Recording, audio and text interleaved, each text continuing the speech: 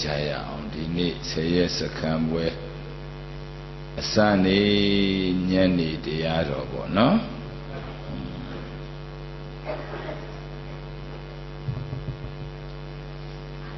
In Yanni the Ado. Neighbor go to Ajane Ludi, Beya Sayam, Lesu, Kanaga Sayami. Neighbor no Ajane Beyasa Kana Yiji de Tibu, Irona Ta Disa, Patisa the Moba, Prisa the Moba, Male, Inwin Brisa the Moba, Sabrisa the Moba, Inwin Brisa the Moba. Kana Brisa the Moba, Tibu, Lure, Kana Brisa the Moba, Chopo, Odamala.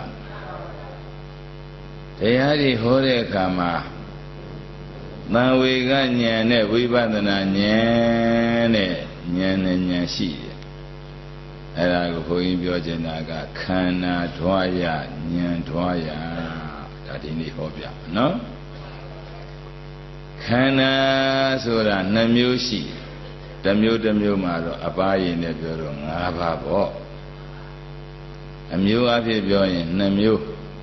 Oino then you them up in second and Ubada Nekanda, Namu Hodare, no? Era Kana Dwaya Dia, Namu Nasatia. Nya let Namu see it, now we got Nyan, we badananya, Quetta. Now we got Yansura, Tailan, and Yan. We badananya, Sura, the volley, Pietwara, Dide, Yan. Era Quetta, Macon. Macquetta, your Twibido. Show me that, no? Era made in it. Kana Dwaya, Nyan Dwaya, Jamli Hojasu, Namunas Aquarali, no? Oino Damasetja. Tamyasa Bea Hore de Yademaro, a Sazon de Ya. Then if you may say no, de Ya, Hongzong de Yabo. Oramana, Hongzong de Yabo. Eri the message Adema Lade, Doka Dom Yugu, Shenla, no, Hanan Namusu, Rapodama, no? Doka Dom Yuhoda, Doka de Sabina. Sadi Duka, Sarabi Duka, Biari Duko, Marana Duka, Tagadabai. Aymaro, Takada say Yaga, Danda Megada, Warada Badari, the Bata Padana Duka, Lura, Kutate Adi. Can now them you as well. Abi them yogo to copy, baby yogo to call yam basin, Nalebedi, Dambi Duka Daga, Duka Damdu, Nako Doka, Abu Doka Daga Udisiabazo, Nako Doka, Dagaro, Abu Doka, Dagaro, Aria Pime Doka, no some homago. Merely Aria Pichinamula. Okay, laugh it now. Yo, I never got a medium was even more only to this year. Idoga in Hore. Sadidoga, Zaradoga, Paridoco, Maranabi, Dokan Sovido. Now a Bodokari Hodi. I be them yogo to copy, with yogo to go, young Basana Lebedi, Dabi Dokan. Doka Domu, Bodoka Domu, Nagodoka, Limu. Sagara Cheram about, no? Can no son do ga horribale. Then Katie na binsu baranekana doka. Messenger them laula. Yao Yadamula. Kasuji than Nagudoka or Limu. Sadi Bidoko. Zadi Bidoka, Zarabi Doka. Yari Bidoko, Maranabi Doka. Zadi Bidoka, Zarabi Doka, Yari Bidoko, Maranabi Doka, and Godoka. Kabodoka Suzamao. Abi Dambiogo Doko, Bi Wibiogo Doko, Yambe San Nalebedi, Dami Doka, Dabodoka. အရိယသောတပန်ဖြစ်မဲ့ဒုက္ခဆိုသမ်းပါဦးသံခိတေနပိစုပါဒနဲ့ခန္ဓာဒုက္ခသုံးမျိုးဟောတာပါဠိရတယ်နော်ရှင်းပြဒါမင်းငကိုဒုက္ခနဲ့အပူဒုက္ခဒီဘက်ကနှစ်ခုကတန်ဝေကဉာဏ်အတွက်ဟောတာဒါကဝိပဿနာဉာဏ်အတွက်ဟောတာတန်ဝေကဉာဏ်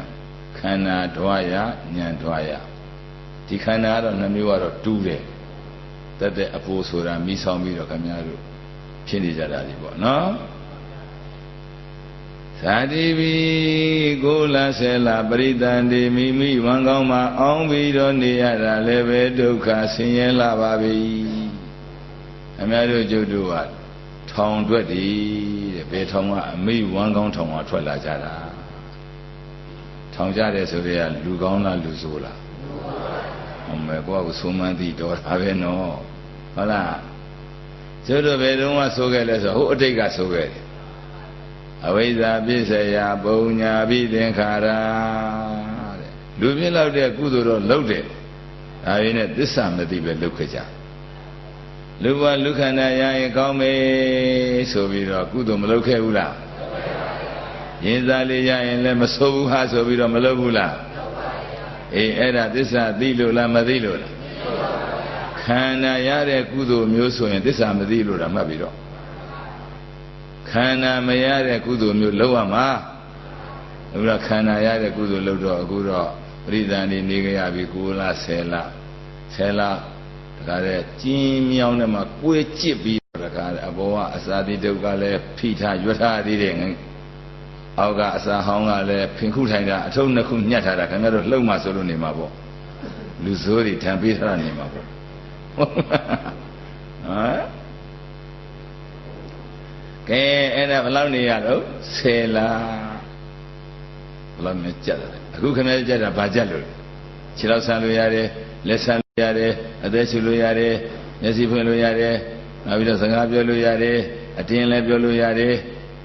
ကဲဘယ်ထဲမှာအတင်းပြောလို့ရလားဘယ်လောက်ကြက်တာလဲထောင်အောင်အင်းစိတ်ထောင်နဲ့ဆိုးတယ်ဆရာတော်ရအင်းစိတ်ထောင်အောင်မှာကွာအသက်ရှူလို့ပါလို့ညာလို့ရသေးတာတဲ့ဒီအမိဝံကောင်းထောင်ကရှူလို့ကိုမရဒီကြတဲ့အမေရမစင်မချင်းနေဦးသီးတွေစားထိတ်တွေဘူးဖင်းတွေဘူးအစာတုပ်နှစ်ခုကိုအတိတ်ကလည်းကောင်းအောင်ရွက်ထားရတာတချို့ကလေးတွေဆိုထိတ်တွေပါလေသပွန်မွေးပြောင်းပြီးတော့မွေးလာတာနေဦးသီးစားလို့နေမှာပေါ့ညာမိရဒီလိုဖင်မဲပြီးတော့ထွက်လာတာမတွေ့ဘူးလားဘာဖြစ်လို့တော့ငယ်ဦးသီးစားလို့နေမှာပေါ့ဟုတ်တယ်လေအဲ့ဒါအမေရမစင်မကျင်စားရင်အဲ့ဒါသာသမီဒုက္ခရောက်တာလေတဲ့မှာနော်ရတဲ့ကုန်းလို့ရှိရင်လည်းဇလန်ချိုးတယ်တဲ့ဘယ်လက်စားမောကောလိုက်လို့ရှိရင်လည်းကိုချိုးတယ်တဲ့နောက်ဘက်ကိုလည်းနေတာဟုတ်ကလေးကဒီကအမေမိဘမစင်မကျင်လုတ်တဲ့မြကလေးရထဲထဲခံရတာအဲ့ဒါချမ်းသာသလားဆင်းရဲသလားအေးအခုတော့ခင်ဗျားတို့ကြက်တလီပြုတလီနဲ့ဆင်းရဲတာအဲ့တလီနဲ့ဟိုမှာ၄တောင်မရှိပါဘူးအေးအဲ့ဒါဇာတိပိဒုက္ခတဲ့အကျေကြီးပါပဲဟောတာတော့ဆရာတော်ကြီးက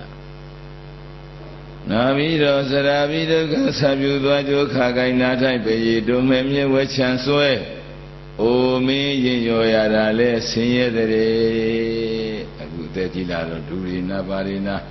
ခါတိုင်းလို့ထားလို့မရလေးပဲကုန်းထားရတာပါတယ်ဆွဲထားရတာပါတယ်အသက်60ကျော်လာဟုတ်လားငကုံနဲ့တူသေးလားရုပ်ရည်ယူပကငကုံတော့ပြပြလှလှပပပေါ့အခုတော့ပရေတွေတွန်းမဲမြဲတွေဆွဲမျက်စိတွေကလည်းမျိုးတခါတည်းဖြည့်ခါကိုင်းနာထိုင်းတော့ကိုယ့်ကိုပြန်ပြီးမှန်းနေခြင်းဘလူးမကြီးလို့ဘလူးကြီးလို့ဖြစ်တာပေါ့တော်သေးတာပေါ့မျက်စိမုံတာနဲ့သွားတော်လို့ကိုယ်လည်းမျက်စိမုံမမြင့်တမြင့်ကိုရုပ်ကလည်းမလှတော့သွားကြည့်တော့အမယ်လှတယ်ထင်းနေတာပေါ့မျက်မှန်လေးတက်ကြည့်တော့မှအိုးတခါတည်းကြောက်စရာဖြစ်နေတာဟုတ်လားတခါကြီးငမကြီးမှန်ကြည့်ကြသေးလားကြည့်ဘယ်နဲ့မကြည့်ရမှာလဲငကုန်းနဲ့ငါမထူတော့ဘူးဟုတ်တယ်မလားနော်ကြည့်ရမှာတချို့เจ้าနေဆိုဆရာတော်ကြီးတော်ကျုပ်เจ้าမောတက်ကြည့်တာဟိုး16နှစ်လောက်တော့ရိုက်ထားတဲ့ဓာတ်ပုံလေးကအောက်ကလေ အဲ့ဒါတွေကြီးလာပြီးတော့အသက်30လောက်အရွယ်လေးပေါ့နောက်တော့အသက်60ကျော်80ကျော်ဟိုးအပေါ်ဆုံးကစာရေးထားတဲ့ငယ်ငယ်တုန်းကနှုတ်ပြိုတယ်အရွယ်လတ်တော့ပြည်ပြစ်တယ်အပေါ်လဲကြရောဟိုမေးရင့်ရော်ပြီဆိုပြီးတော့စာသုံးတန်းအမလင်္ကာလေးနဲ့စီပြီးရေးထားသုံးပုံကြည့်တာနဲ့တော့တာဝေကရတဏှာနဲ့တထိုင်နဲ့ကြည့်တာနဲ့တော့တာဝေကရဘုန်းကြီးငယ်ငယ်တုန်းကချောအလတ်ကြတော့တော်တော်ကိုချောကြည်လဲကြည်ရောတခါတည်းမလှတော့ဟုတ်တယ်မလားဓာတ်ပုံသုံးပုံရှင်းထားတာလင်္ကာလေးနဲ့သူကအချုပ်ဖုံးနေတာဝေကရဖို့ပေါ့နှုတ်ပြိုပြေပြတာအစားပြီးတော့အရွယ်လမ်းမှာပေါ့လေချောလှပြီးနောက်ဆုံးပုံမင်းရင်းရော်ပြီးတရားတယ်ဆိုတဲ့အကြောင်းရေးထားတာလင်္ကာစီပြီးတော့နော်အဲ့ဒါဥရတာလဲဒုက္ခနာရတာလဲဒုက္ခဗျာတိဘိဒုက္ခဗျာတိဘိဒုက္ခဗျာတိဘိအိယဖြကနာဘုဆင်နွေရတာလဲဒုက္ခဆင်းရဲလာပါပြီဒါတော့ဆရာတော်ကြီးဟောတာမနေဘူးနာဘုဆင်နေတဲ့နေရာမှာသူကဆရာတော်ရဲ့ပထမသာမုံသမီးမုံအိမ်သူမုံဆရာမုံနဲ့အမုံပွဲခံရတာနောက်နှစ်နံပါတ်ဝိုးကောင်းစားလာချုပ်ပွဲသုံးနံပါတ်အငတ်ပွဲကြီးဆင်နွှဲရတာလေးအရှက်တကွယ်အကျိုးနယ်ပွဲခံရတာငါသူရပါမင်းငော့အတင်းပြောလက်ကုပ်နှမ်းညစ်စတွေးထွေးပွဲလည်းခံရသည်လေနာပွဲဆင်နေတာ၄-၅ခုတောင်ဟောတာတနားရီလောက်ဟောမှဆုံးနည်းနည်းလေးတော့ဟောပြ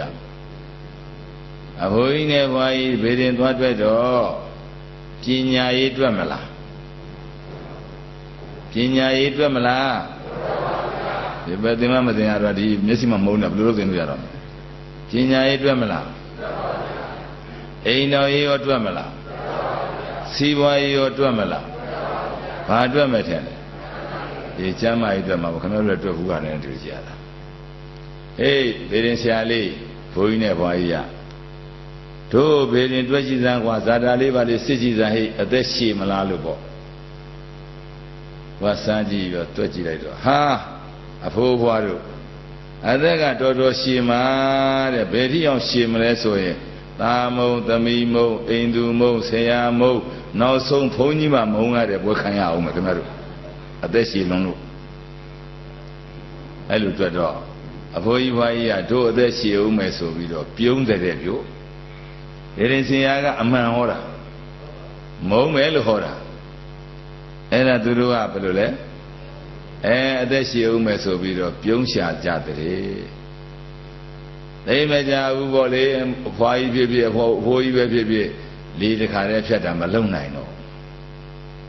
လေးဖြတ်တော့သားတွေသမီးတွေမိတွေမြစ်တွေရလည်းဘူးနွေးနွေးဆိုတော့ဟာဆေးဘလောက်ကောင်းကောင်းဆရာသွားခေါ်ဆရာကောင်းကောင်းဟောပါဟာဆေးကောင်းကောင်းထိုးပါဟာရလို့ရညာပေါ့ကြိုးစားကြတာပေါ့ဗျာထိုးလိုက်တာပစ္ဆန်တွေလည်းတောက်လဲကုံလိုက်တာလုတ်တွေလည်းပြအကိုင်းတွေလည်းပြတစ်လလည်းမသေးနှစ်လလည်းမသေးတစ်နှစ်လည်းမသေးနှစ်နှစ်လည်းမသေး၄-၅-၆နှစ်ကြီးခန်းနေတော့ငွေကုန်လူပန်းဖြစ်ပြီပေါ့ဗျာဖြစ်တော့သားတွေသမီးတွေကနည်းနည်းလေးညူစူးလာပြီပေါ့ခါတိုင်းလို့ဘူးမဆိုင်တော့ဘူးပေါ့စိုက်သေးလားမဆိုင်တော့ဘူးဒါနဲ့ပဲဆရာကလည်းဆေးထိုးရင်းနဲ့လက်ခတောင်းဖို့မပြောနဲ့ဆေးဖို့တော့မရတော့ဆေးထိုးဆရာကအဲဒီတော့ကဲခင်ဗျားတို့လူမအကုန်ကြလဲတက်တာကျွန်တော်လဲဆေးဖို့မဆိုင်နိုင်တော့ဘူးများနေပြီအဲ့တော့ဘိန်းတော်ဆရာလေးပါလေခေါ်ကြည့်ပါလားဘိန်းတော်ဆရာခေါ်ကြည့်တော့ဘိန်းတော်ဆရာကမျက်စိဖြဲကြည့်တယ်တန်ဃာကြီးကနည်းနည်းကျဲနေပြီနာပေးကြည့်တယ်မရှိတော့ဟိုကလေးတရားလေးကြွေးကြည့်တော့လဲအရသာမပေါ်တော့စိတ်ဆွဲကြည့်တော့လဲထုံးနေပြီမနာတော့တိုးတိုးလေးခေါ်ကြည့်တော့လဲမကြားတကြားဖြစ်နေပြီပတာရအကြည့်တွေပြင့်နေပြီပေါ့ဗျာသားတွေသမီးတွေရေခိုင်းတော့လဲရေလို့မရတော့တယောက်တော့ပဲသူနာမည်ခေါ်လို့ရတော့မနှောအကြည့်လဲအကြည့်တော့ဖြစ်နေပြီအမှတ်သားတွေအဲ့တော့သေဖို့ပဲရှိတော့တာပေါ့အဲ့တော့ဘိန်းတော်ဆရာကပါတယ်မကုဘူးခင်ဗျားတို့လူမှာဒီလောက်တောင်မသေးဘဲနဲ့နေတာရိုးသားသားမဟုတ်ဘူးတဲ့ဖုတ်ဝင်လို့ဖြစ်မယ်ဘာဝင်လို့ဖြစ်မှလဲဖုတ်ဝင်လို့ဖြစ်တဲ့အတွက်ကြောင့်ပယောဂဆရာခေါ်ပြီးတော့ထုတ်ပါ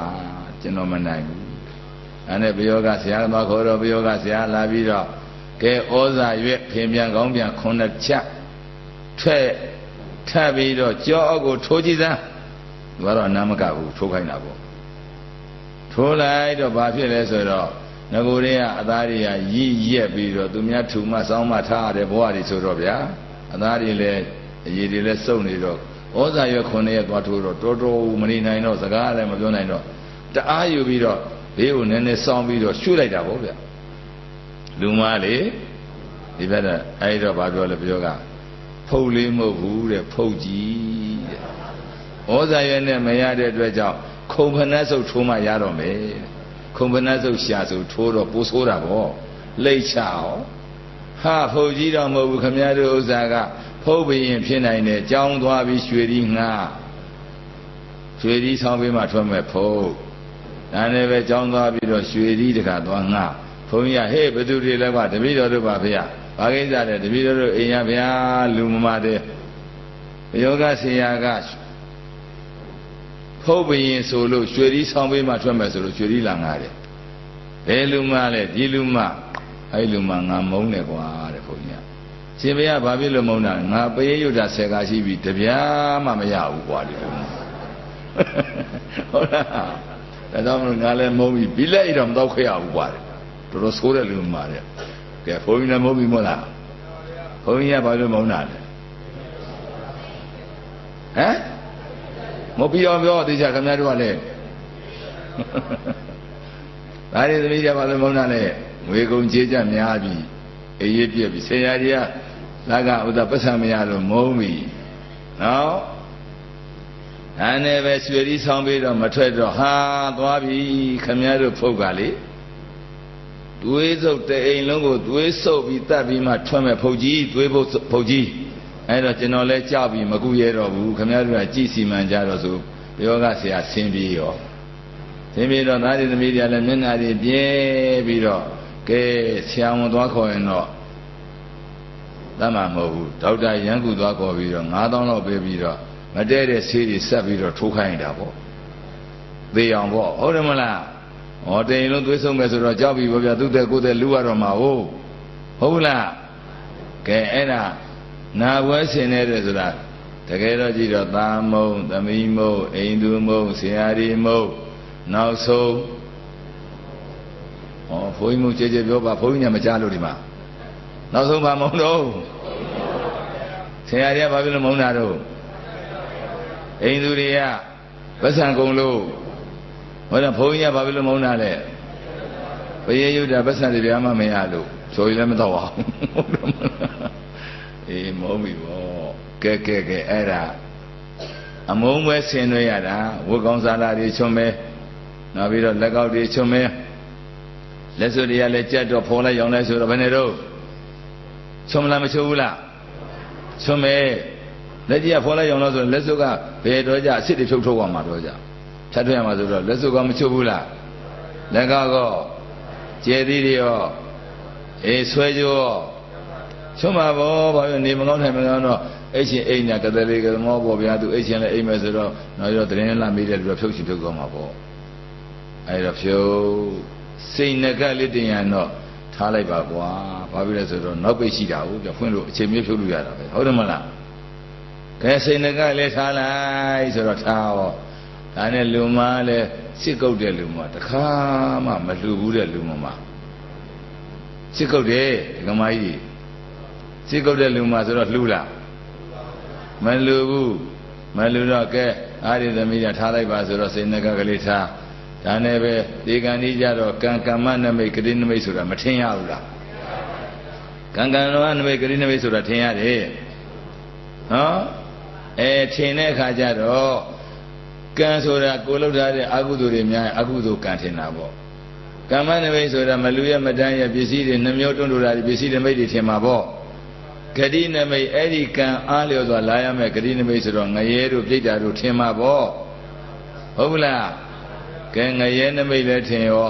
ခွေးနဲ့ကြီးတွေဒေအိုးကြီးတွေမိလျံတွေမိတောက်တွေယမမင်းကြီးတွေကြောက်စရာတွေတွေ့တော့အဲ့ဒီမှာတခါလဲអော်လိုက်တာပေါ့ဗျာတတိပြန်ရလဲရရောငါမလူခဲ့တာမှားပြီ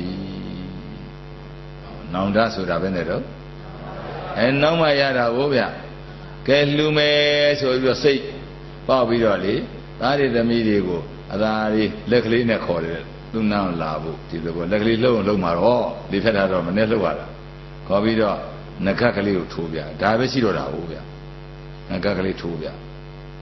ထိုးပြီးတော့အာယူပြီးတော့ပြောတာပေါ့ဗျသူဖြစ်စေချင်တာလှူစေချင်တာပါဆွမ်းကြောင်းဓမ္မယုံနဲ့လှူစေချင်တယ်ပေါ့ဒီမှာဆွမ်းကြောင်းဆောင်းတယ်မို့လားအေးလှူစေချင်တာပေါ့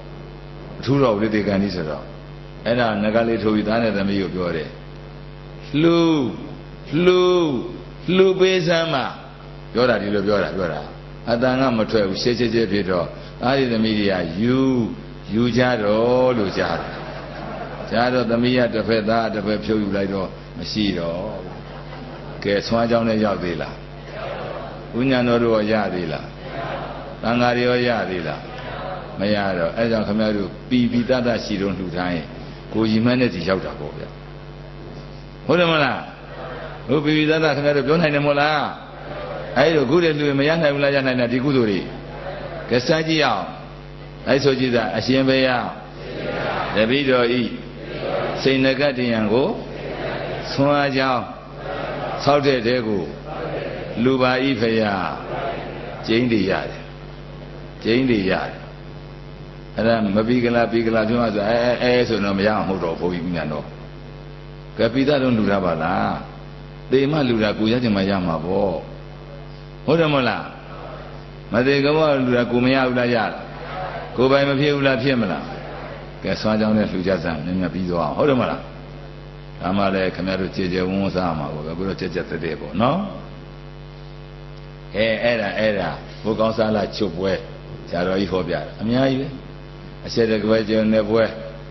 နန်းညစ်တဲ့ပွဲမင်းငိုတဲ့ပွဲဒီပါအများကြီးကြံသေးတယ်အချိန်မရတော့နိုင်ဝက်ပြည့်တော့မှနီးလာပြီကျန်တာဟောစရာရှိသေးတာအရေးကြီးတာနော်နောက်ဆုံးကြတော့မရဏံဘိဒုက္ခံသေရတာလဲချမ်းသာမလားဆင်းရဲမလားတချို့သေကံကြီးများကြောက်လိုက်တာလေတခါကုံကထအသက်ရှူလို့မရဖုတ်လဲပြီးကုံကထနှာခေါင်းတွေကလည်းမြုပ်တွေထွက်ပါးစပ်တွေကလည်းမြုပ်တွေထွက်မျိုးလုံးကြီးကလည်းလဲပြီးတော့လေပြူးပြီးတော့တခါလဲဆန်းဖြစ်ပြီးသေရတာကြောက်စရာကောင်းလားဗျာတော်နော်အဲ့လိုသေမှမကြောက်ဘူးလားအဲ့လိုဖြစ်မှမကြောက်ဘူးလားကြောက်ဘူးလားခုမှကြောက်ပါပြီလေမရတော့ဘူးခံရတော့မှာပဲသူတို့လည်းအဲ့ဒါကြောက်တယ်ဗျအဲ့ဒီခံရမှာကြောက်တာသေရမှာမကြောက်နတ်ပြည်မှာတော့ဗျာဘယ်လောက်သေးပါနတ်ပြည်ကတော့ဖျောင်းတယ်လီမီမှုတ်လိုက်တယ်ဖူးဆိုအလောင်းလဲပြောက်သွားတာတကြိုစိတ်လည်းမရှိကြော်သူတို့ဖွဲ့လဲခေါ်စရာမလိုတော်တော်အေးတာဗျာနတ်ပြည်မှာသေရတာဒီမှာသေရမှာမလိုဈေးလည်းကုန်တယ်ဗျာနော်ခေါင်းတလုံးစုံနေတာမဟုတ်ဘူးလားကဲအဲ့ဒါလက်ရှိဒုက္ခငကိုဒုက္ခကိုဟောတာနော်ငကိုဒုက္ခဟောတာကဲပရိစ္ဆေသမုပ္ပါဒ်နဲ့ပြောမယ်ဆိုအဝိဇ္ဇာဖြစ်เสียသင်္ခါရပုံညာပြီးသင်္ခါရပုံညာပြီးသင်္ခါရဖြစ်เสียလူဝဉ္ဉံလူနာယုလူသလနာလူဖတ်တာလူဝေဒနာခန္ဓာ၅ပါးတဖြည်းဖြည်းဖြစ်ပေါ်လာ၏ခင်ဗျားတို့ကျတို့ကတဖြည်းဖြည်းမျိုးဗျကပ္ပတိယကမျိုးဆိုတော့တဖြည်းဖြည်းကရလရေးကြီးရေမြုပ်ကတွေသွေးပြကတွေတတ်တယ်ဒီလိုသွားတာမဟုတ်လားတဖြည်းဖြည်းပေါ့လူကအလုံး၃မျိုးရှိတာဟုတ်ဗျကပ္ပတိယကဇလာဘုဇမျိုးပေါ့ဗျဥက္ကုံတော့မပါပါဘူးငှက်တွေကြတော့ပါသေးတာပေါ့နော်နောက်ပြီးတော့တန်တေတစမျိုးတွေလည်းရှိသေးတယ်စိန်သမဏတို့ဝလုဝရီတို့ဗြဟ္မဒေဝီတို့တို့မဲလမှုတို့ရှေဖြုံမဲတို့အာသင်္ကာတို့ဟုတ်တယ်မလား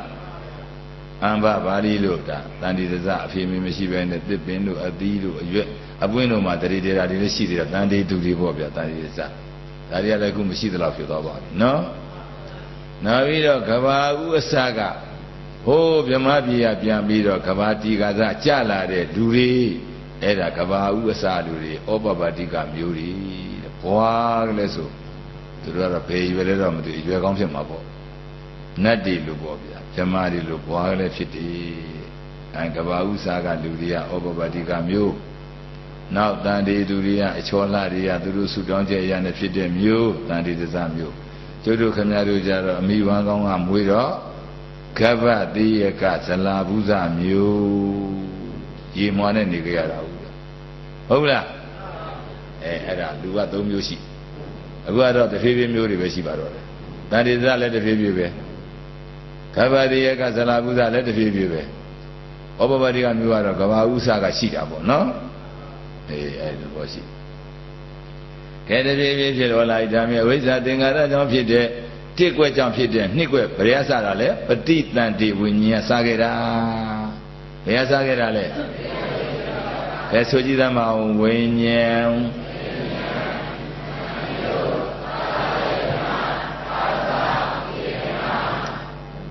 ဖြည်းဖြည်းဆိုတော့ဘုန်းကြီးကရင်သွေးတောက်ချင်လို့ဆိုခိုင်းတဲ့ဥစ္စာ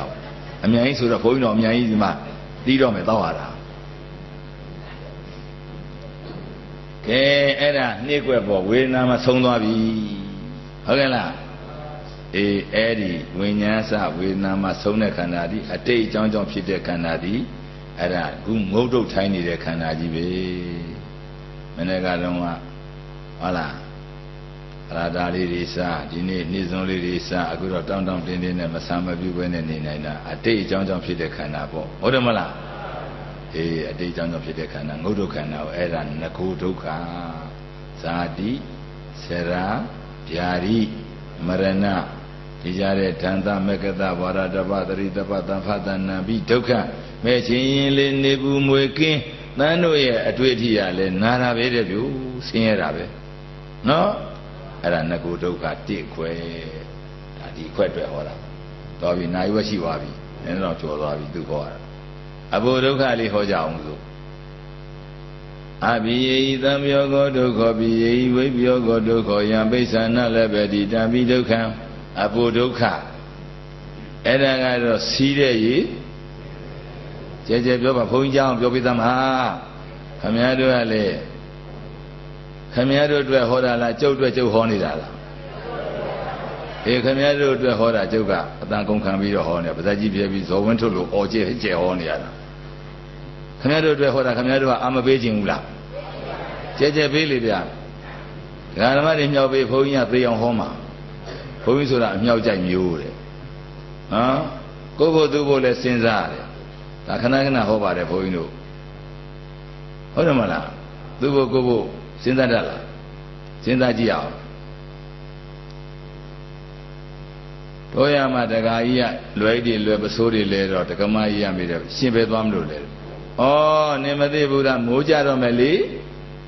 ထွန်းတုံးတို့ထွန်းတန်းတို့နဖားကျိုးတို့လက်ကိုင်းကျိုးတို့ဒါတွေသွားဝေရတော့မယ်ဟဲ့မိမရဲ့ပေါ့ဩကျမဟုတ်တာမေးနေလိုက်တာလေသွားနင်ဘာမအောင်လို့လည်းမေးတာပေါ့မိမဆိုတော့လည်းချစ်တော့လည်းမေးမှာပေါ့ဘုန်းကြီးကဘာမအောင်လည်းမမေးရင်မမေးရမှာ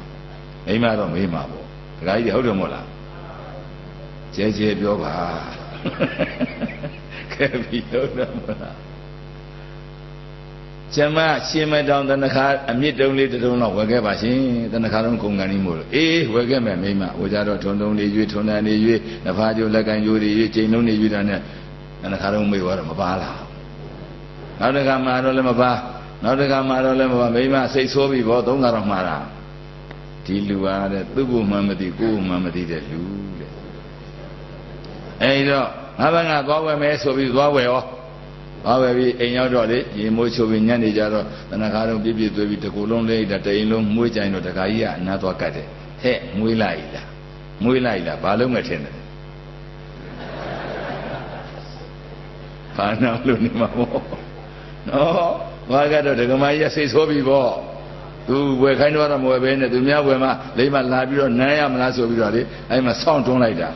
ဆောင်းတွန်းပြီးပလက်လန်လဲတော့မှဒကမကြီးထပြောတယ်ခါတော့ပြီးတော့ရှင်စောစောတည်းမှာလားသူ့ဘို့လားကိုဘို့လားစဉ်းစားထားပါလားတဲ့ရှင်ကကျမဘို့ထင်ပြီးတော့မိမနေတာမဟုတ်လားအခုတော့ရှင်းဖို့ပါပါလို့ဆိုရှင်သိပလားတဲ့သိပါပြီနောက်ဆိုဝယ်ပေးပါတော့မယ်တဲ့အခုလည်းကျုပ်ဘို့လားခင်ဗျားတို့ဘို့လားဟောနေတာလေတဏ္ဍခါတော့မြန်ဝယ်ပေးလိုက်ပါလားခင်ဗျားတို့ကတ်လုံနေပြန်ပြီခင်ဗျားတို့ဟုတ်တယ်မလားကဲတဲ့တော့မလို့တို့ကမှတွေအပို့ဒုက္ခပေါ့စီးတဲ့ရေမောင်တထန်းဖရာသွားခြီစုပ်ဆေးပေးအဲ့ဒါဘယ်လူတွေဆိုထားတာတဲ့အိမ်တော်ပြုကျင်တဲ့လူတွေကအိမ်တော်မပြုတဲ့ဘုန်းကြီးတွေဒီအကြောင်းဆိုတာနဲ့တူပါတယ်ကြာ ဘုန်းကြီးလူထွက်ချအောင်ဆိုတာနဲ့တူပါတယ်ဗျာကဲအိမ်တော်ရသားပြုလိုက်တော့အဘိုးဒုက္ခမလာဘူးလားမိမိခန္ဓာလည်းဒုက္ခသူတို့ကဟောဒုက္ခလားဒုက္ခလားအေးအဲ့ဒါကြောင့်တချို့ကိုယ်တော်လေးတွေဟောတာမကြားဘူးလားဘုန်းကြီးတော်ကြားနေတယ်မင်္ဂလာဆောင်တယ်မင်္ဂလာစာချုပ်ချုပ်ကြတယ်ဆိုတာမသားစာချုပ်ချုပ်ကြတာနင်းသေးရင်ငါချကွယ်ငါသေးရင်နင်းချကွယ်တို့မသားစာချုပ်ချုပ်ကြမယ်ဝသာကြွေပြီးချုပ်မလားကျက်သားကြွေပြီးချုပ်မလားဓာတ်ပေါကြွေပြီးချုပ်မလားအုံတို့ခေါက်ဆွဲကြွေပြီးချုပ်မလားဟုတ်လားဟိုင်စကလင်ကြွေပြီးချုပ်မလားလက်ဖက်ရည်တက်ပြီးချုပ်မလားတဲ့ခင်ဗျားတို့ကဘာနဲ့ချုပ်ခဲ့ရရှိရတကားကြီးရှင်းနေပြီမပြောရဘူးလားဘာနဲ့ချုပ်ခဲ့ကြလဲလို့မေးတာဟောသူ့ဘုံမှမသိကိုယ်ဘုံမှမသိလုံးနေပြန်ပြီလို့လေတဏှာမှာမေးတော့လေတကားကြီးပြောတပည့်တော်ကောင်းချင်းမုန်းနဲ့ချုပ်ခဲ့တယ်ဖေဟာတဲ့ဟာခမရမင်္ဂလာဆောင်တာကောင်းချင်းမောင်းနဲ့ချုပ်လို့တော်ပါမလားအိုးတဲ့ပြင်းလွှိုင်းနဲ့ဂျပန်ခေတ်မှာချုပ်ရတာကောင်းချင်းမောင်းကျွေးနိုင်တာတော်သေးတယ်တဲ့ပြင်းလွှိုင်းနဲ့ချုပ်ရတာဟုတ်ဗျာသူကဂျပန်ခေတ်မှာစာချုပ်တာကောင်းချင်းမောင်းကျွေးတယ်ဆိုတော်သေးတာပေါ့နော်မသာဝိဒ္ဓအဘုဒုက္ခပေါ့ဗျာအဘုဒုက္ခထဲမှာဘာထဒုက္ခဆက်ခြင်းအဘုဒုက္ခဘယ်လိုဟောလဲအဘိဟိတံပြောကောဒုက္ခဟောချစ်တုံးကတော့ပေါင်းကြပင်ကြတာပေါ့လေဗျာနောက်အသက်ကြီးလာတော့တရားနဲ့တရားမတည့်တော့သဘောထားချင်းမတိုက်ဆိုင်တော့ဘယ်အစတာလဲဆိုတော့ခေါင်းတုံနာအစတယ်လို့ပြောကြတာပဲအဖိုးကြီးကခေါင်းတုံနာဒီလိုတုံနေတဲ့ဝင်းမြန်လိုက်နေအောင်လားမသိဘူး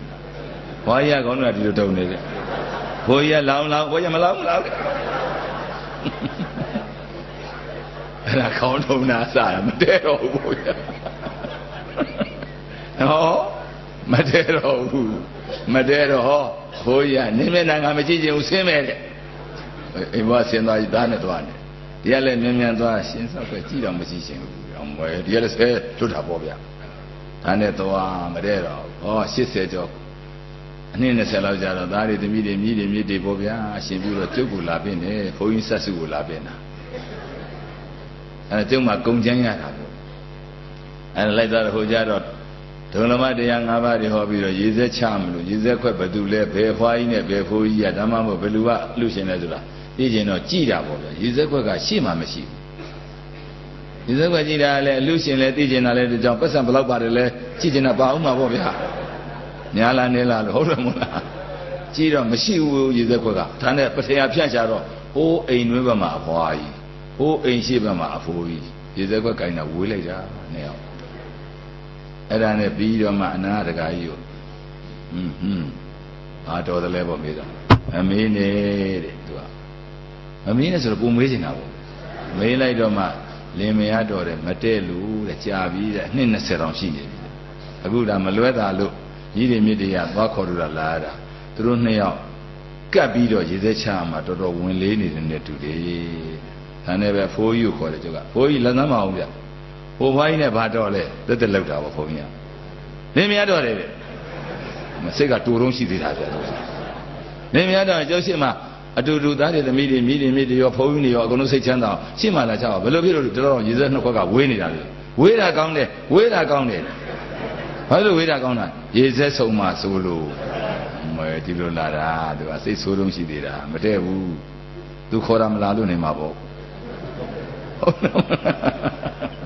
ကဲအဲ့ဒါအပိတံပြောကဒုက္ခမချစ်မနစ်တဲ့ခါကျအတူတူတော့ရေစက်မချနိုင်တော့ဘူးဗျာဟုတ်တယ်မလားဟိုချစ်တုံးကတော့ပကံတစ်ချက်ပေါ်မှာနှစ်ယောက်အတူတူထပ်ပြီးတော့ထမင်းစားခြင်းတာဂျားလေးသွေးရင်ဝေးသွားမှာဆိုလို့အခုတော့ဝေးလိုက်တာရေစက်နှစ်ခွက်ဘုန်းကြီးတော့မျက်စိလဲသွားတယ်နော်အဲ့ဒါအပိတံပြောပြေးဝိပြောကဒုက္ခလည်းရှိသေးတယ်ဟောချစ်နေတဲ့ပုဂ္ဂိုလ်တွေကြတော့ချစ်လိုက်ကြတာခင်လိုက်ကြတာဘုန်းကြီးတို့ရောဟိုးတော့ဘက်မှာဒဇင်ကြီးကျောင်းမှာကျောင်းထိုင်တော့အဖိုးကြီးက80သားကတော့50 60လောက်ရှိမှာပေါ့သားလေးတယောက်တည်းမွေးပြီးတော့ဘွားကြီးကသေးသားတော့အဖိုးကြီးကိုတူမလေးတွေပေါ့ဒဇင်တုံးလုံးကလေးတွေကျွေးမွေးပြုစွာသားအိမ်အောင်ကြတော့သူ့အိမ်နဲ့သူနေတာဟုတ်ဗျအဖိုးကြီးမကျွေးနိုင်ဘူးနဲ့ဒီမှာသားလို့တဲ့လူကအဖိုးကြီးလာပြီးတော့တရင်ကျွတ်တော့အဖေကိုလာကြတော့ အဖေရပြောတယ်ငါသားမင်းနဲ့ငါနဲ့မတွေ့ရတာလဲကြာပြီအတူတူမအိပ်ရစကားလေးပါလေးပြောပြီးအတူတူမအိပ်ရတာလဲကြာပြီဒီတညတော့အိပ်သွားကွာငါသားရေတနာเสียပါဘိုးရပြောတာအဲ့လိုပြောတာအိပ်စီခြင်းလို့သူသားနဲ့မတွေ့ရတာကြာသားလေးကတယောက်တည်းဘူးသားဘာပြောလဲအဖေမတရားတဲ့အလုပ်တွေကိုမလုပ်ချင်စမ်းပါနဲ့ဟာငါဘာမတရားလဲငါသားနဲ့ငါအိတ်ချင်တာဘာဖြစ်လို့မတရားမှာလဲဘိုးကြီးကနားမလဲဘူးသားအရှင်ပြတယ်အဖေရအဖေသားနဲ့တညာလို့အိတ်ချင်တယ်လို့ကျွန်တော်ကလည်းကျွန်တော်ဇနီးမယားနဲ့ကျွန်တော်သားသမီးတွေတညာလေးတော့မခွန်းနိုင်ဘူးအဖေဟာဟုတ်တယ်မင်းပြောတာမှန်တယ်နည်းနည်းပြန်လွှတ်လိုက်ရတယ်အိတ်ချင်မင်းနဲ့အိတ်ရတာကိုယ်နဲ့ချစ်တဲ့လူကမရှိဘူးလားစုံကြည်တာရှိတယ်ဆန်းကြည်မရှိဘူးတဲ့ဗျကဲဒါလည်းသင်္ကန်းစာပေါ့သူကမြအိတ်ရှင်တာတညာလေးတောင်မအိတ်ရဘူးမိဘဘယ်တော့စိတ်ချင်းရမလဲသာသမီနော်ဒါကြတော့ပိယေဤဝိပယောကောဒုက္ခယံပိဋ္ဌာနလည်းပဲဒီတံပိဒုက္ခကိုလိုချင်တာတွေမရတာကိုဖြစ်ချင်တာတွေမဖြစ်တာလဲဆင်းရဲတဲ့ကိုယ်ကဆိုကြပါစို့ဆွဲကြိုးသုံးကြသားလောက်ဆွဲကျင်တယ်ဗျာအိမ်ကမိဘတွေကမရှိတော့ကလေးမလေးတမတ်သားမှုံလေးဆွဲပြီးတော့အချိုက်ယူပေါ့ဗျာကိုလိုချင်တာရတယ်လားကိုကဓမ္မဗာဒိတ်တို့အင်ဒိုနီးရှားဗာဒိတ်လို့ဝမ်းဆက်ကလေးပါလေးဝှချင်တာပေါ့ဒါပေမဲ့တရုတ်ဘူးဗာဒိတ်တွေဝယ်ပြီးတော့လေဘယ်လိုဖြစ်မလဲလိုချင်တာမရတော့စိတ်ဆင်းရဲတာပေါ့ဒကာကြီးကလည်းပလေကလုံကြီးကိုဝယ်ခိုင်းတာဒကမကြီးကိုပတ်စံမကြီးတော့ဒကမကြီးကပစိုးချမ်းဝယ်လာတော့လိုချင်တာမရတော့စိတ်ဆင်းရဲတာပေါ့ဘုန်းကြီးကလည်းတတိတိုင်းဖဲလို့တတိတိုင်းဖဲလို့ပေါ့ဗျာဘုမတွေပါတွေဝှချင်တာပေါ့ပါပါနဲ့ချောချောလေး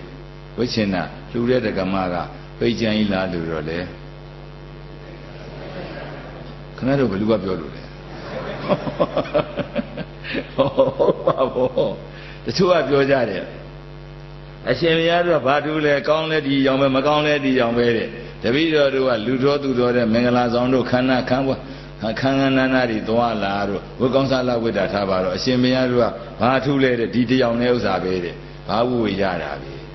ပြောပုံမှာပြောပါတယ်သူတို့ကလူတော်သူတော်တဲ့သွားအောင်ဘုန်းကြီးကပါခွေးတော်တဲ့သွားမှာ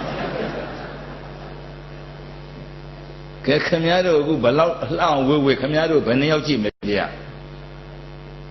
ခင်ဗျားတို့လှပဝေလာတယ်ဗျာဘယ်နှယောက်လောက်ကြည့်မထင်လဲခင်ဗျားတို့ကိုပြောစမ်းမှာကျုပ်ကိုဘယ်နှယောက်လောက်ကြည့်မလဲဒီယောဂီတွေဗျာ10ယောက်လောက်ပဲကြည့်မှာပေါ့ဟုတ်လားကဲဘုန်းကြီးကိုကဲကြည့်အကုန်လုံးကြည့်နေတယ်အခုဘုန်းကြီးကပိုကောင်းကောင်းဝေဖို့ကောင်းတာဗောဗျာဩအဲ့ဒါအခုဒကမာကြီးတယောက်ကလေအကောင်းစားလှူမဲ့ဘုန်းကြီးကိုသွားပေးတယ်သူကြိုက်တဲ့ဥစ္စာလှူမဲ့ဆိုပြီးတော့အဲ့ဒါသင်္ကန်းဝယ်ထားလို့ဘုန်းကြီးကအမလေးသဘောကျလို့ဟောနေတာသင်္ကန်း30ရတော့မဲ့အကောင်းစား3000နဲ့ခုနသွားဝယ်လာတာတွေ့တယ်တခါကြီးရောက်မှလှူမဲ့တယ်ဒကမာကြီးသူတယောက်တည်းနိဗ္ဗာန်မသွားခြင်းနဲ့တပါတဲ့ဖော်ခေါ်မလားပါလားမသိဘူးစားဟောပြောပြရအမှန်မှဒီဒကမာကြီးလောက်တာကောင်းတယ်ပုံစံကိုယ့်ကိုဝယ်လှူလိုက်သူကြိုက်ချင်မှကြိုက်မှာဘုန်းကြီးကကြိုက်တာဘာကြိုက်လဲဝေ့ရမယ်ဘုန်းကြီးဝေ့မယ်ကြိုက်တာဆိုဝေ့မှာပေါ့ဗျာမကြိုက်တိုင်းလားလို့တော့ပဲဝေ့မလဲဗျာခင်ဗျားတို့ခွေးတော်တဲ့သွားတော့မှမဟုတ်လားကြီးဘုန်းကြီးဟုတ်တယ်နော်ပြောပြတာပါအရှက်မရှိလို့ပြောနေတာမရှိလို့ပြောနေတာလေဘုန်းကြီးဓမ္မဂရိကလည်းအရှက်ကုန်တာပဲဗျဟောလူတော်တဲ့ပါဇက်ကြီးဖြဲអော်နေရတာရှက်လို့ပဲရတော့မလဲဗျသူစားရှက်တဲ့လူဆိုတရားမဟောနဲ့မရဘူးဟုတ်တယ်မလားရှိတဲ့စားတွေတော့ကုန်သွားလိမ့်မယ်တော့ကြာကဲယံပိဋ္ဌာနာလည်းပဲဒီတံပိဒုက္ခကိုလိုချင်တာတွေမရတာကိုဖြစ်ချင်တာတွေမဖြစ်တာလဲဆင်းရဲတဲ့ဟောပရာသတိတထေသမီးကိုတထေသားနဲ့ပေးစားခြင်းနဲ့မိဘတွေကသို့တော်လည်းပဲအရွယ်ရောက်လာတော့ကာမဆိုတာမျက်စိမရှိတော့ကိုယ်ဓာတကျွန်နဲ့လိုက်ပြီးတော့မိဘတွေချမ်းသာမလားဆင်းရဲမလား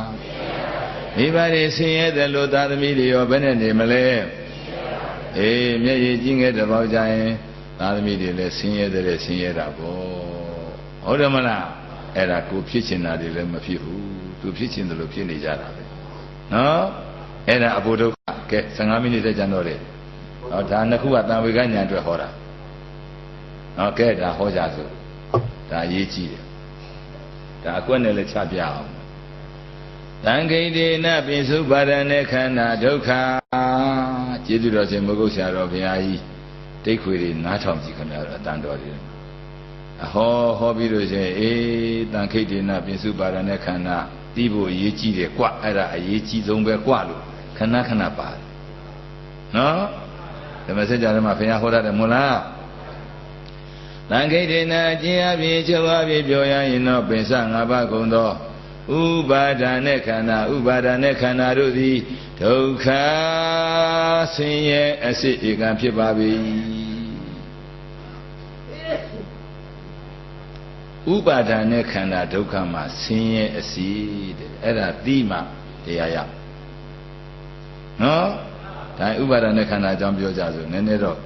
Sin Sa Bo Bya Sin Sa Ya Ba Le Lwe Ong No Ho Ma Bo Pho Lu No Upadane Khana Kẻ sẽ quan chi lại Số đó mà quy nhé xa để khăn thì mà sống này nó ở đây trong phía đó bảo với gia đình khá trong phía đó đã una đi đâu khá đi xa rồi nằm ở bên đã tiếc quá bỏ à bố đâu khá lại una đi vào bên mà ta với gạo vậy hỏi mà là thì ở đây khăn ngã vào phơi và khăn ngã vào phơi chỉ rằng Ari unadi dukha disa rupa khanda virane khanda tinye khanda tinkhare khanda vinyane khanda Kami ada sayur sama apa-apa No? Era Ubaran Pisa khanda Ai lu be phoya ma Sani miya khanda le da be Tadami khanda le da be Phoyin khanda le da be 30 bhuwa shi de khanda riya da be Unadi khanda ri ba be Tachu jaro urana ro ma thin shaw ti ro ti ma be No? Ai Vinya Sa De Khana Di Unadi Dukha Disa Nan We Ganya Jesu Mya De Banya Jesu Mya Le Nan We Ga Soda Tacha La Thait Lan La Jauk De Thait De Lan De Ma Shin Ma Pya Bu Phit Ne De Aida Nan We Ganya Dhoda Nene U Si Da Po No Da Dhoda Nene U Si De Dhoda Pa Da Po Ma Lo Chin Bu Ma Phit Chin La Phit Ya Ro Siat Sin Ye Da Po No Unadi Dukha Disa Ke Di Eri Unadi Dukha Disa Hori Be Thong Kwet Tana Upadan Kan Ko Ma Set Fu De Tu Tu Wa No Ma Set Fu Ayo Myat Long Wa Ma Set Fu Na Ma Set Fu Nakhang Wa Ma Set Fu Laya Ma Set Fu Ko Wa Le Ma Set Fu Pin Ko Siat Po Ma Ti Siat Soda Po Bhumin Siat Ka Le Ma Set Fu Ai Unadi Tu Thabo Tu Twa Da Be Tu Wa Ro Una Manane Sulu Maya Una Di Twa Sia Tu Chin Ne Tu Twa Ni Da Be No Da Le Anatta Thaba Ba Be Ke Di Ta La Na Pyan Sa De Khanda Ma Shi Hu La Sakhon Sa Parisa Rupe Sa Obisa De Sakho Vinyana Dainan De Gati Phatho Phatta Pisya Vedana Ho Bo Khanda Bo La Bi Nyasi Ne Sin Ne Dai Lai Da Pari Do Achaung Yin Ba Be Ho Aloko Ro Manatika Ro Ro Da Athakara Chet Pya Tha Da Ba A Chaung Yin Ya Ro Di Nakhu Ba Be No Sakhon Sa Parisa Rupe Sa Obisa De Sakho Vinyana Nyasi Ne Ba Ne Dai Ma Le Ba Siat Le Po Ma Le Da Achaung Yin Be Adhika No Dima Khanda Adaita Sin Dima Apwenta Sakho Vinyana Siat Pwint Po Bya No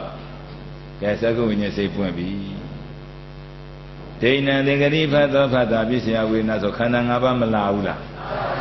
Khanda 5 Pa Po La Da Po Da Phin Ai Po Khanda 5 Pa Di Athe Pa La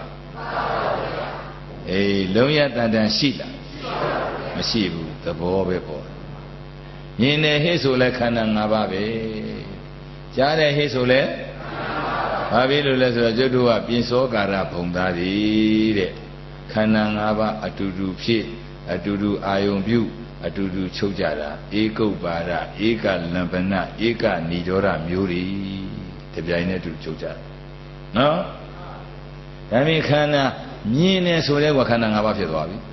Di Ma Le Myesi Asin Da Yuk Nyin Siat Ho Tu Ne Chin Wa Chit Pet Di Nan Ni Pa Bi Po Ho Da Ma La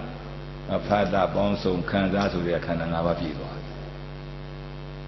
Long La Shi Da Le Khanda 5 Pa Be Ho Da Le Nama Po Da Le Nakhang Ma Po Da Le Be Ne Ya Po Po Po De Thabo Di ဘာဖြစ်လဲဧကုပ္ပါဒဧကခန္ဓာ၅ပါးအတူတူဖြစ်အတူချုပ်တဲ့ပြင်စောကာရဘုံသားခန္ဓာ၅ပါးအတူတူဖြစ်တဲ့မျိုးတွေတဲ့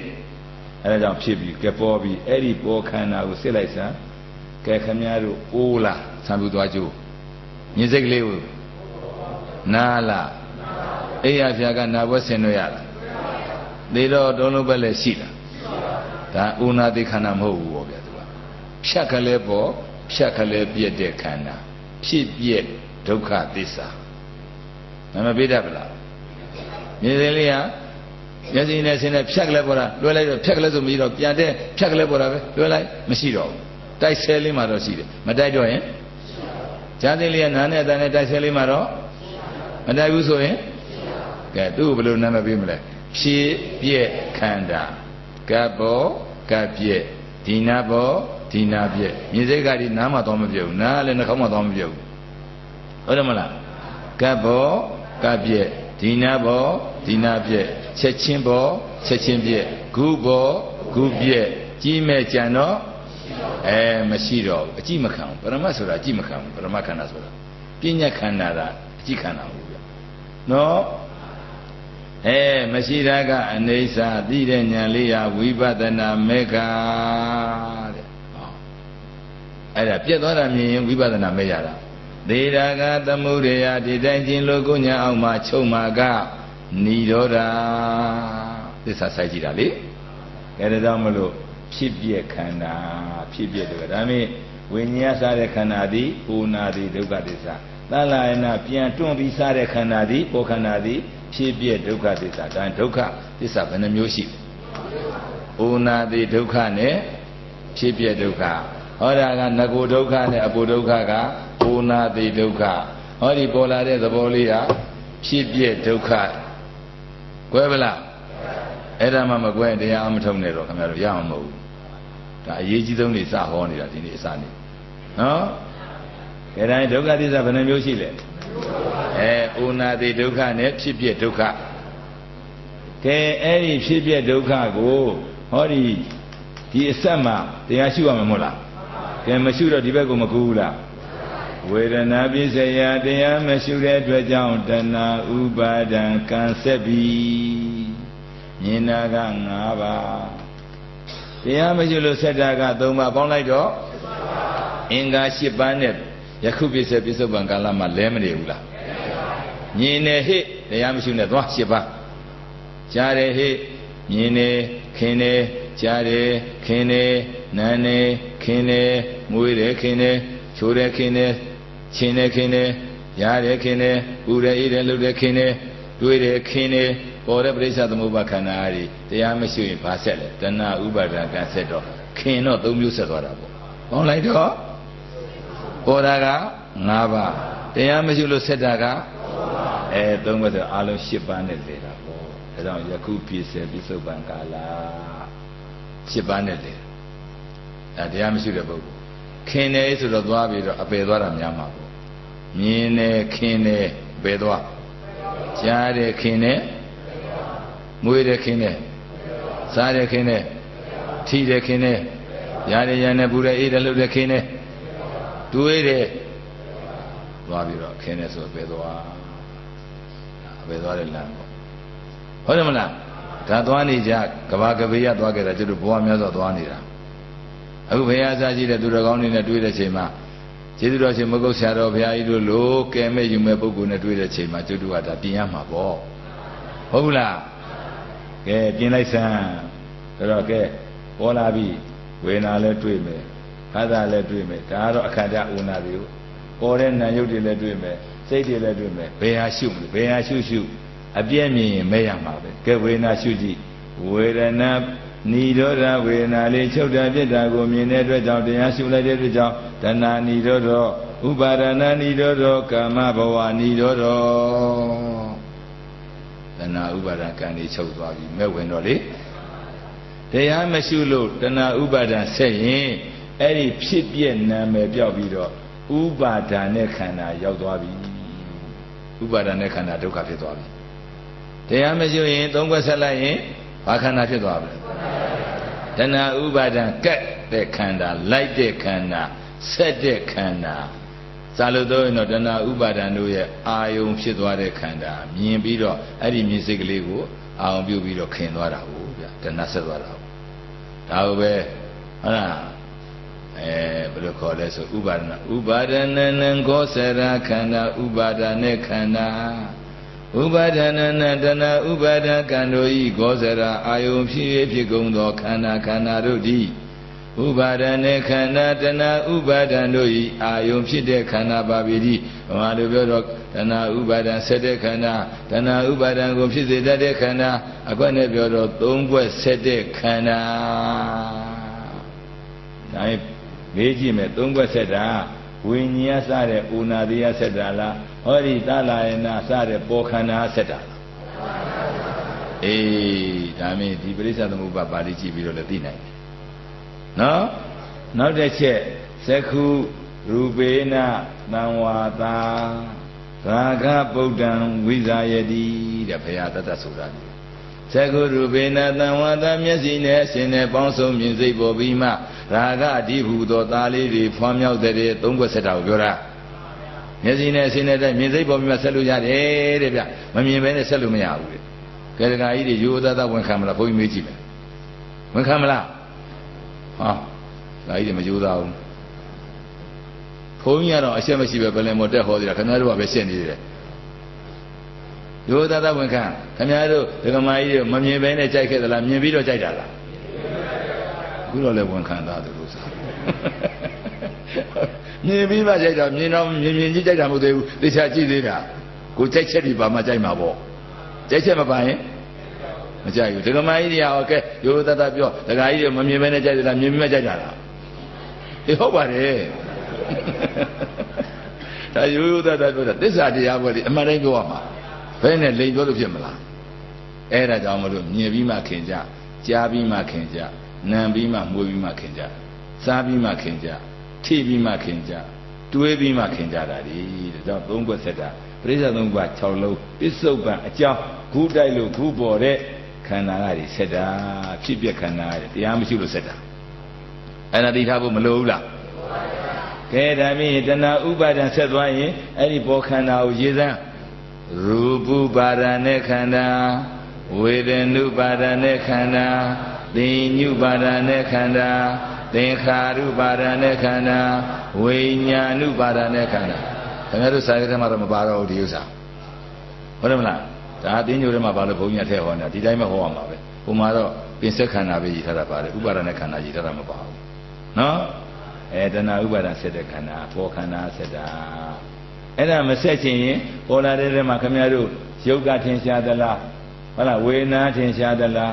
ဒါမှမဟုတ်ရှင်လဲစိတ်ကထင်ရှားသလားဒါမှမဟုတ်သင်္ညခန္ဓာသင်္ခါရပေါင်းပြီးတော့ဓမ္မနုပဒနာပေါ်တရားသဘောကထင်ရှားလားကိုညာအောက်မှာထင်ရှားတာကြီးတဲ့ဖြစ်ဖြစ်ရှိရမှာပေါ့ဖရာတော်မှာပဲတဲ့ခန္ဓာ၅ပါးလုံးကိုလေသူညံတော်နဲ့ကြည့်တာတပြိုင်နဲ့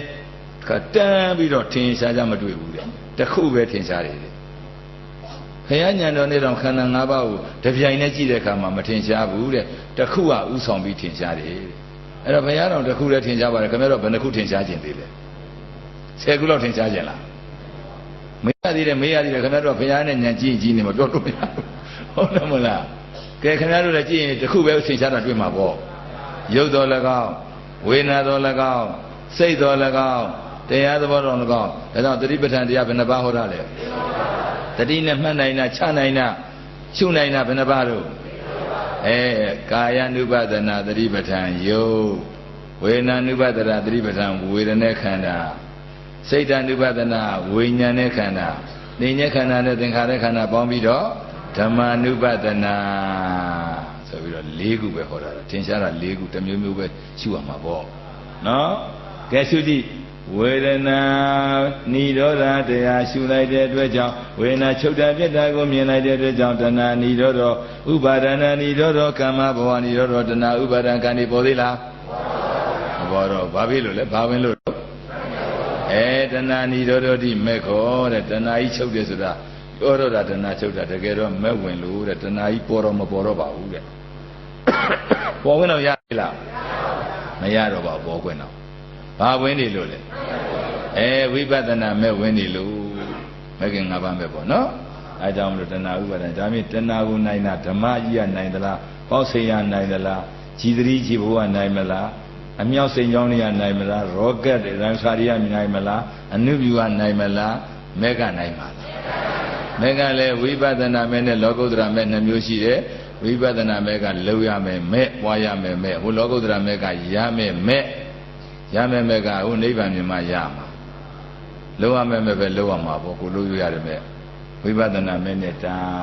ဒါကြောင့်ပရိယုဌာဏထားမဲ့ကိလေသာကိုဝိပဿနာမဲနဲ့တားရတယ်ဝိတေကမကိလေသာကိုသီလနဲ့တားရတယ်ဟောအနုတ္တယကိလေသာကြတော့နိဗ္ဗာန်မြင်တဲ့မဲနဲ့မှဖြတ်လို့ရတယ်ကျန်တာနဲ့ဖြတ်လို့မရဟုတ်လားကဲနတ်ဖန်ကကြာမှဆက်ပြီးတော့နောက်တစ်ဖြည်းဖြည်းနဲ့နုတဲ့နုသွားအောင်ဟောကြတာပေါ့ဗျာအခုတော့အကျမ်းလေးပေါ့ဒီနေ့ထွေလာလေးပြထားတာပေါ့နောက်ကကြာမှဇလန်းတစ်ဖြည်းဖြည်းစိတ်မှာပေါ့မကောင်းဘူးလားအဲ့ဒါခန္ဓာနှစ်ထပ်ရှိတဲ့ကြောင့်ခန္ဓာဓွားရဉာဏ်ဓွားရဒီမှာကဩနာတိတိတံဝေကဉာဏ်ရမယ်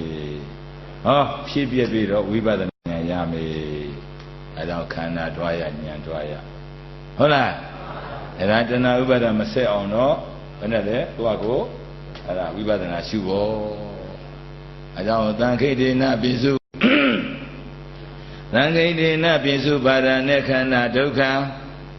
သံခိတေနအကျင့်အပြည့်ချုပ်အပြည့်ပြောရရင်တော့ပင်စ၅ပါးကုန်သောဥပါဒနဲ့ခန္ဓာတဏှာဥပါဒဆက်တဲ့ခန္ဓာတို့ကိုတဏှာဥပါဒဆက်တဲ့ခန္ဓာတို့သည်ဒုက္ခဆင်းရဲအစစ်ဧကံဖြစ်ပါပေ၏ဟောအခုလဲဆင်းရဲမယ်နောင်လဲဆင်းရဲမယ်ဥပါဒနဲ့ခန္ဓာဖြစ်သွားရင်ဟုတ်ကဲ့လားအကယ်၍အနုပါဒနဲ့ခန္ဓာဖြစ်အောင်ဝိပဿနာမဲ့သွင်းလိုက်ရင်အနုပါဒနဲ့ခန္ဓာဖြစ်ပြီပေါ့တဏှာဥပါဒမဆွဲရင်တော့ခုလဲချမ်းသာမယ်နောင်လဲချမ်းသာမယ်ဟုတ်လားအဲ့ဒါကြောင့်မို့လို့ဒီ1နံပါတ်နဲ့2နံပါတ်ကအိုနာတိနာဒုက္ခတွေပေါ့ဗျဒီကတော့မနာဘူးမြင်စိတ်လေးပေါ်တာနာလားခင်ဗျာဖြတ်ကလေးပေါ့ကြားစိတ်လေးပေါ်တာနာလားမနာပြီနဲ့ဘာဖြစ်လို့ဒုက္ခသစ္စာခေါ်လဲဖြစ်ပြီးပြက်လို့ဖြစ်ပြီးပြက်လို့အဲ့ဒါဒုက္ခသစ္စာအဲ့ဒီဖြစ်ပြက်ဒုက္ခသစ္စာသဘောဖြစ်ပြက်ဒုက္ခသစ္စာမြင်မှခင်ဗျားတို့သောတာပန်ဖြစ်မယ်ကဲဘယ်လောက်အရေးကြီးတာလဲဓမ္မစက်ကြတော့မှပဲကိုရတော့ရဘူးတာပေါ့ဗျတို့လည်းငါကသဘောပေါက်ပေါ့ဒီဥပါဒနဲ့ခန္ဓာဘုရားသဘောပေါက်သွားတာသဘောပေါက်တော့ရှုွက်မှန်တာပေါ့သူ့ကိုရှုရမှာပဲဟုတ်တယ်မလားဝိပဿနာဆိုရဘေဟာရှုမှဖြစ်တယ်လေတဲ့ဆရာတော်ကြီးတပါးဆွဲလန်းရန်ငါခန္ဓာမှန်စွာရှုမှဖြစ်တဲ့ဒီတဏှာဥပါဒဖြစ်မဲ့ခန္ဓာမဖြစ်အောင်ရှုရတာတဏှာဥပါဒဖြစ်တဲ့ခန္ဓာဩနာတရားဆက်မှလားဖြစ်ပြခန္ဓာဆက်မှလားအဲ့မဖြစ်အောင်မဆက်အောင်ဖြစ်ပြရှုလိုက်တော့မက်ဆက်သွားတော့ပြီးပြီပေါ့မရှင်းသေးဘူးလားရှင်းမှဒကာကြီးတွေဒကာမကြီးတွေကမရှင်းနေပါစေခင်ဗျားတို့ရှင်းမှအရေးကြီးတယ်ဒကာမကြီးတွေတို့မြို့ကြောင်နေအပြင်သိထွက်တာမဟုတ်ဘူးခင်ဗျားတို့ကရှင်ပြုလဲမတ္တခေါင်းရထိုင်တာဒါရင်းနာရေးရှိလဲခင်ဗျားတို့ကအခေါင်းရင်းရထိုင်တာဘုန်းကြီးလာတော့ဖယ်ပေးချင်တာမဟုတ်ဘူးဟုတ်တယ်မလားတွေ့ကြလျှောက်ပြောနေတာအဲ့ဒီအကြောင်းတွေပြောပါလားဟေးဥပါဒနာခန္ဓာဘလို့ပြင်စခန္ဓာဆိုဘလို့ဒါတွေပြောရမှာပေါ့ဗျာခင်ဗျားတို့သိဖို့အရေးကြီးတာဟုတ်မလားကဲတော့ပြီအချိန်ကျော်သွားပြီသာဓုသုံးချိန်ခေါ်ပြီးတော့သိဉ္ဇာစုသာဓုသာဓုသာဓုကဲအလုံးချမ်းသာချမ်းသာ၍ဤစေစက္ကန့်တွင်မှာထူးထူးခြားခြားအသိဉာဏ်တွေပေါက်ပြီးတော့သောတာပန်ဖြစ်အောင်ကြိုးစားနိုင်ကြပါစေ